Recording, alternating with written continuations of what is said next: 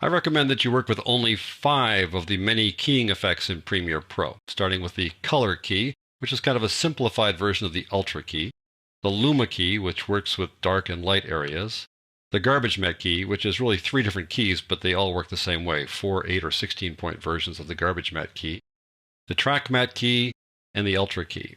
In this lesson, we're going to cover the color key, Luma key, and the garbage matte key. We're going to cover the Ultra key in the next 2 lessons, and we're going to cover the track matte key in the next chapter. So let's get started with the first 3, color, Luma, and garbage matte. To follow along, go to Working Files, Projects, scroll on down and open up 1402, Trying Out Keying Effects. We have a number of different scenarios we're going to work with here, so let's get started with this first one. Let's go over to Effects, click on the Effects tab, and open up Video Effects, and go on down to Keying. So let's go back up here and look at the color key and apply that to this clip. This clip is selected, so I'll just double click on this effect and it'll add it automatically there. And here it shows up in the Effect Controls panel.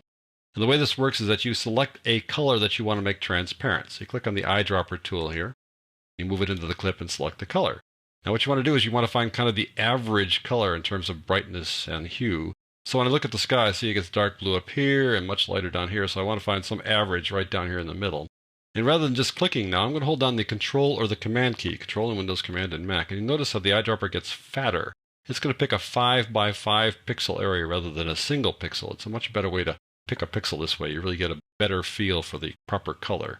So I'm going to pick on that, and it's going to select that color, which is basically an average of those 25 pixels. You notice that little bit began to turn transparent there. But we need to increase the tolerance to make this thing really work. So we open up the tolerance disclosure triangle, start dragging this to the right. You can see we're expanding the area that we're considering tolerant. We're expanding the amount of blue, the width of the blue. It's actually working pretty well. It's running into an edge there. And how it's working here would indicate that we might have picked the color a little bit higher up, a little bit darker, but still working out pretty well. Let's see how this goes here. And there we are. I think we got that pretty well done. It's kind of bleeding into the edge now there. So we might have wanted to pick a slightly different color, maybe a little bit higher up to get a little darker, but that really worked pretty well. It's very distinct there. You have a little bit of blue leaking around here from the sky, but that's a pretty good job. Now what's nice about the color key is that you've got an edge thin. They really should call it the edge change or something, because you can thin it by going this way, and that'll give you some opening areas around the edge. Or if you go this way, you make the edge thicker, you kind of push into the boundaries. Notice how that works. So that's a good little thing to have. I think we're pretty happy with where we got things there now. Right about there. And then you've got this thing called the edge feather, which is really nice. It sort of smooths out the edges, smooths out the transition from the keyed area to the non-keyed area. Makes it just a little less abrupt. I like that. That's a nice feature inside here. So that, folks, is the color key. Let's apply the color key to this time-lapse shot over here where it's pretty dark. It's not going to work very well, but we'll try it anyways. Now it's applied. Let's pick a color here. What do we pick? Pick the bright sky. Okay, that's one thing to do. Let's increase the color tolerance a little bit there. See how that works. There you go. It does work there. Okay, now if you want to do something in terms of the dark area, it might not be quite so effective. I'll hold down the Control key, pick a fat area there. Whoa. Pull back the tolerance a bit there. You see the color key works better when you've got some nice color to select rather than just something really dark. Turn that off. We'll go right to the Luma key now. Just scroll on down to the Luma key, because Luma key will work better with this dark area like that. I'll just double click and apply it there. It'll kick in right away. It immediately looks for something dark. Let's open this up, threshold and cutoff. These are a little tricky here. Just pull this guy back until you're satisfied with how much black, how much dark area you want to have keyed out. You know, at some point you're going to go, okay, I think I've probably pulled it too far back, or that'll work for me. The cutoff is something you just approach that little bit just to kind of help define it. See how it gets a little brighter there? But if you get right to the number, see 9.6? If I get right to 9.6, it's just going to go whack like that. It kind of reverse itself. So you approach 9.6 to kind of refine it a little bit, make it a little bit brighter, make a better matte, as it's called. But that's how Luma works. You can reverse things if you pull this guy to the right, as we just did there. You sort of tend to reverse it. You look for the brighter areas now instead of the dark areas. That's how the cutoff tends to make it a bright versus a dark selection. All right, that's Luma key. I want to use the color key again on this green screen. So going over here, we got this DJ in front of this green screen. And it wasn't that well shot. It's kind of a dull green. It's not truly chroma key green. The lighting on it was a little bad too. You can see dark areas down here, kind of bright around him. It's going to be tough to make this thing work, especially with the color key. The Alt key will work better, but we'll try the color key in this and see how it goes. So let me just apply the color key by double-clicking on it to put it in there. There we go. And notice that I have the Luma curve here already applied. The Luma curve I'm trying to use to brighten things up so that the color key can work better. Right now, the Luma curve is on top because we applied the color key second, but it really should be applied first, so it does its job first before we work on the color key. Without the Luma curve, it would look like that. Even more difficult to make that key work. So I'm going to put on the Luma curve to help us make this key, and also to kind of just give a little more contrast and brightness to this clip. Now let's see if we can key out the green. I'm going to tell you right now, it's not going to work that well, but the garbage mat will come to our rescue. So let's click on the little eyedropper. I want to find some place that's kind of an average here. It's dark down here in the corner. It's bright around him. So I'm going to pick an area down here that's kind of an average. Hold down the controller command key, make that little fat eyedropper and select that. Okay, now we need to increase the tolerance and see how this works here. You can see how it was lit. See how it's brighter here and darker around the edges? You can see how they lit it here. As we approach this, that's pretty good. But at some point, we're going to start cutting into him. See how we're starting to cutting into him now? So you can't go too far. So we'll stop right about there.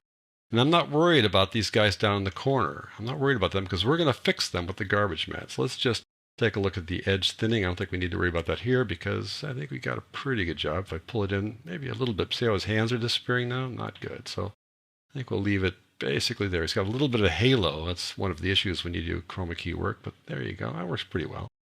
We can do an edge feather here a little bit. That might smooth out the edges there around his shoulders and stuff. Not bad.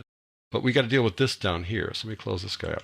What I want to do is use a garbage mat key. So let's roll on down the line here to a garbage mat. And you'll see how this works in a second. I'm going to add the 8-point garbage mat because that gives me a certain amount of control. 16 points gives me more control, but 8's plenty in this case because all we're going to do is get those guys to become transparent down here in the corner. So double click on the 8-point garbage mat. We've added that now. I click on it so you can see the controls. They go around the outside edge here. What I want to do is I want to make these areas transparent to show through to what's below there. Right now you see the whole clip. If you pull this back, that'll make it transparent. See that? Also makes this thing transparent too. We don't want to make that transparent. So I'm going to pull it over right to him like that, maybe a little below like that. Bring this thing down. Oh, I think we got it. Oh, look how easy that was, right? I want to protect this area over here too, so I'll pull it right to the edge of that little piece of equipment there. And now I think we got it. If we pull to the left here, you see the green. Now we're set. So the garbage mat key helped us finish this off. There isn't any movement here. Nobody's working there. There's nothing there that we need to worry about. So we can just clean it up with the garbage mat key. So now we've got those two guys working together. And this is how it looks.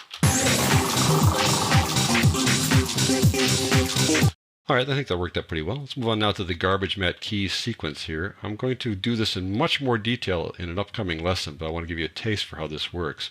I have two clips here plus an adjustment layer. I put the adjustment layer on because I want to have a little bit of contrast and color there. And if I apply an adjustment layer and I have a bunch of clips all working together here where you've got part of one clip showing and part of another clip showing, the adjustment layer then works on all of them at the same time. If I turn that off, it would look like that. This looks a little better, I think, don't you? So what I want to do is I've got two clips here. The one on the bottom looks like this. The gentleman, Bruce Philpott by name, is sitting there in the chair. He shot himself once like that. Then he came back and shot another clip of him walking in and sitting down over there. The trouble is he wants to show the guy over here as well as himself sitting there. And later we're going to show somebody sitting here as well. It's going to be quite a scene. We're going to work on this in an upcoming lesson. So let's see how we get this guy to show up with this guy. It's quite simple. We apply a garbage mat. We apply a garbage mat to the one on top. We want to make this area here transparent so we can see what's underneath it down here in the sequence. So apply an 8-point garbage mat. That should be enough there. Double click on it to add it to this clip. There we go.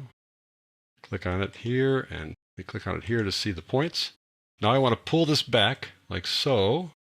There we go. To reveal what's underneath it, to open up this transparent area there. And lo and behold, there's Bruce and the clip below it. And notice also how the adjustment layer is helping both clips at the same time equally. That's just good. Now I've taken care of it. If I turn this off or if I just click away, you'll see that it's seamless because the camera was locked down. We got those two guys now in the same scene. So that's how you can use the garbage mat key to put two guys in the same scene. In an upcoming lesson, we're going to have 4 guys in the same scene. So that is a look at 3 of the 5 recommended effects: color, Luma, and garbage mat.